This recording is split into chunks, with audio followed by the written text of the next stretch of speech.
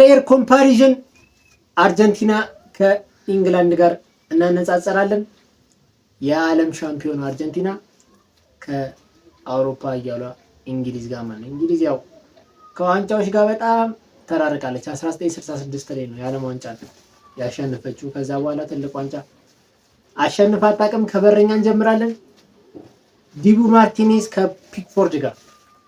ፒክፎርድ በነገራችን ላይ እውነት ጥሩ በረኛ ሆኖ በቃ ህይወቱን በኤቨርተን የጨረሰ በረኛ ነው።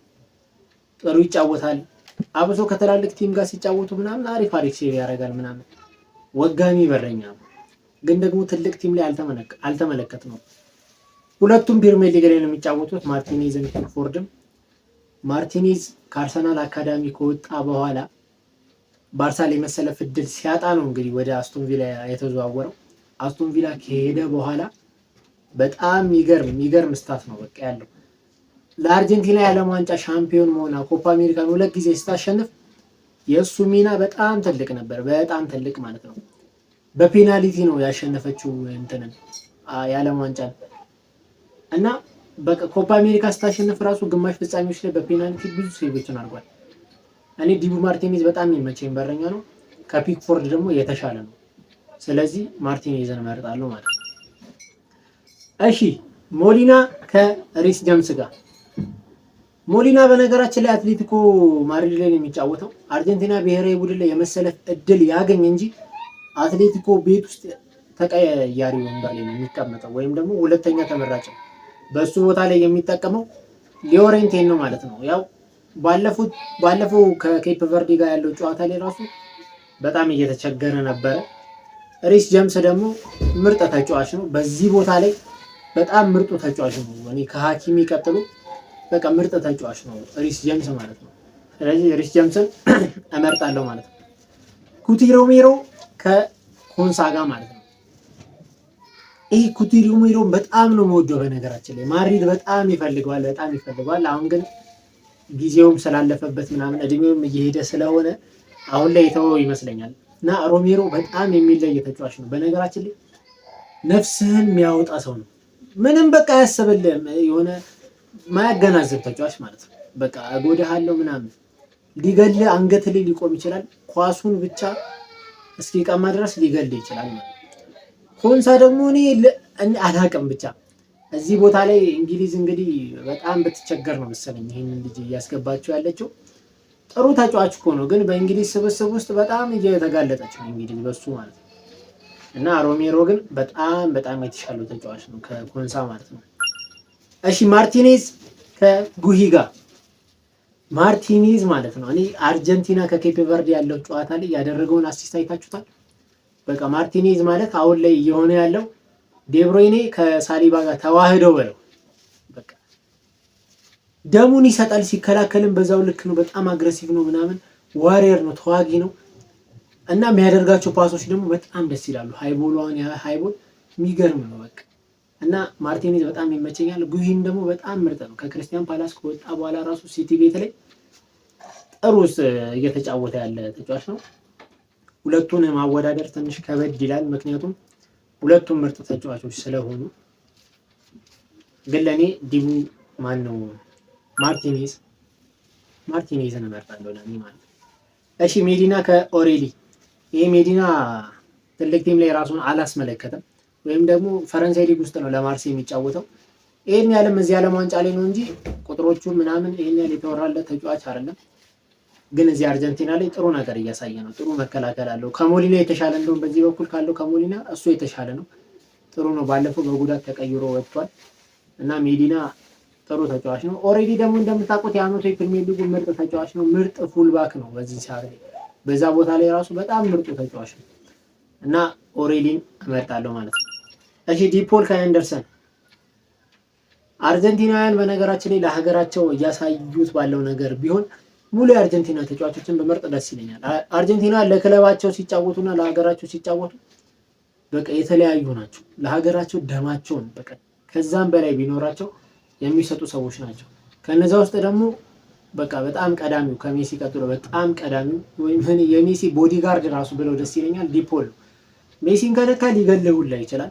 ሁሌም ከሱ ኋላ አይጠፋም እና ለአርጀንቲና ሲጫወት በጣም ደስ ይለኛል። በጣም ማለት ነው በጣም አንደርሰን ደግሞ በዚህ ዓመት ላይ ራሱን በፕሪሚየር ሊግ ላይ በጣም አሳይቷል።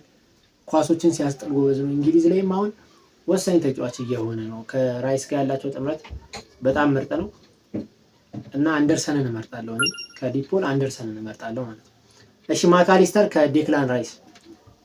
ማካሊስተር እኔ ብራይተን ቤት ሲጫወት ጀምሮ ነው የማውቀው እና በባለፈው የዓለም ዋንጫ ጊዜ አይጠቀመውም ነበር። እዚህ ቦታ ላይ ፓራዲሽን ነበር የሚጠቀመው ግን ከዛ ከስም ወጣና አሰልጣኙ በቃ ብቃት ወዳላቸው እነ ማካሊስተር እነ ፈርናንዴዝን ምናምን መጠቀም ጀመረ። ከዛን አርጀንቲና በጣም ለውጥ አመጣች እና ወደ ሊቨርፑል ፈረመ። ሊቨርፑል ላይ አንዳንዴ ማካሊስተር ማይታይ ነው ሚናው ማለት ነው። በጣም ደስ ይለኛል። በቃ ዝም ብሎ አለ አይደለ ለካሜራ ለተመልካች ምናምን የሚታይ አይደለም። የሆነ በጣም ኃይለኛ ኳስ ሲያስጠላ ጎል ሲያገባ ምናምን አታየው ምናምን ይሄን ያለም ሚዲያ ላይ ምናምን የሚወራለት ተጫዋች አይደለም። ግን በጣም ጎበዝ ተጫዋች፣ በጣም ማደንቆ ተጫዋች፣ በጣም የሚመቸኝ ተጫዋች። ከሰው ጋር ሁላ አከራከራለሁ። የባለፈው ዓመት የሊቨርፑል ወሳኙ ተጫዋች ግራቨንበርች ነው ይላሉ አብዛኞቹ። ለእኔ ግን ማካሊስተር በጣም ወሳኝ ተጫዋች ነው። በጣም ወሳኝ ማለት ነው። ራይስ ደግሞ እኔ ስለሱ ማውራት ራሱ አይጠበቅብንም። ምክንያቱም በቃ ትክክለኛ ቦክስ ቱ ቦክስ ተጫዋች ታውቃላችሁ። ቦክስ ቱ ቦክስ 6 ቁጥር ላይ ታሰልፉት ሁለቱም ላይ በቃ በብቃት የሚወጣ ነው ሚናዎችን።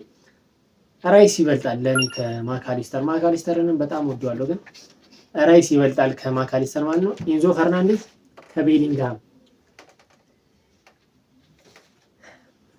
ቤሊንግሃም ተጋዳይ ነው በነገራችን ላይ በጣም ተጋዳይ ነው። ግን እኔ የእሱ ብቃት ይሄን ያህል ጎልቶ አይታየኝም። ለምን እንደሆነ አላውቅም። በቃ ሰዎች ቤሊንግሃም በጣም ምርጥ ተጫዋች ነው ይላሉ። ለኔ ግን ቤሊንግሃም በጣም ኦቨር ሬትድ የሆነ ተጫዋች ነው። በቃ ከሚሰራው በላይ በጣም የሚወራለት ማለት ነው። ጎል ስላገባ ምን እንጃ ለጎል በጣም ቅርብ ነው ልጁ። በጣም ቦክስ ውስጥ ምናምን ታገኙታላችሁ፣ ግብ ያስቆጥራል ምናምን። ግን አላውቅም እኔ ይሄን ያህል በቃ ቤሊንግሃም በጣም ይችላል ምናምን የምለው ተጫዋች አለ። ኢንዞ ፈርናንዴዝ ደግሞ በጣም ነው የሚችለው ለኔ። ኢንዞ ፈርናንዴዝ በጣም ምርጥ ተጫዋች ነው፣ በጣም ጎበዝ ተጫዋች ነው።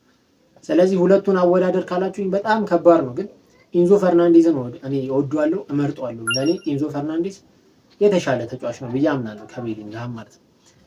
እሺ ወደ አጥቂ መስመር እናልፋለን። ቡካዮ ሳካ ከሊዮኔል ሜሲ ጋር። የአርሰናል ደጋፊ በሆነ ራሱ ማለት ነው ሳካን ከሜሲ ጋር እንደዚህ ሳካን በጥፊ ሊለውጥ ይችላል። ምክንያቱም ሜሲ ነው። ሜሲን ከማንም ጋር እንዳታወዳደሩ፣ ከማንም ጋር ማለት ተጫዋችን መውደድና ተጫዋችን በብቃት ማወዳደር ይለያያል። በነገራችን የትኛውንም ተጫዋች ልትወዱ ትችላላችሁ፣ ግን ማንም ከሜሲ አይበልጥም። እወደዋለሁ ብሎ ያን ተጫዋች እወደዋለሁ እንጂ ከሜሲ ጋር እንዳታወዳደሩት። እኔ ሳካን በጣም እወደዋለሁ፣ ግን ሜሲ ነው በቃ ሜሲ በዚህ ምድር ላይ ከማንም የማይወዳደር ሁሉንም የሚበልጥ ተጫዋች ነው። ስለዚህ ምንም ጥርጥር የለውም ሊዮኔል ሜሲ ይበልጣል ማለት ነው። እሺ ማርቲኔዝ ከኬን። ማርቲኔዝ አርጀንቲና ላይ በዚህ ዓለም ዋንጫ የመሰለፍ እድል እንደውም አገኘ እንጂ ጁሊያን አልቫሬዝ በጣም ምርጡ ተጫዋች ነበር ለኔ ማለት ነው። ግን ባለፈው ከኬፕ ቨርዴ ጋር ራሱ ሁለቱም ምርጥ በቃ ጥሩ አልተጫወቱም ብለው ይቀለኛል። አልቫሬዝም ማርቲኔዝም ምንም ጥሩ አልተጫወቱም ማለት ነው። ይህን ደግሞ በዚህ ዓመት እያሳየ ያለው ነገር በጣም የሚገርም ነው። በነገራችን በቃ ሊዮኔል ሜሲ 2010 ላይ ትዝ ይላችኋል 91 ግብ አስቆጥሮ ሲያጠናቀቅ በቃ እንደዚህ አይነት ቁጥሮች ላይ በቃ እንትን 70 ጎል ሳይገባ አይቀርም ነው ላይ ማለት ነው። እና ገርም ቁጥር ነው እያሳለፈ ያለው በዚህ ዓመት።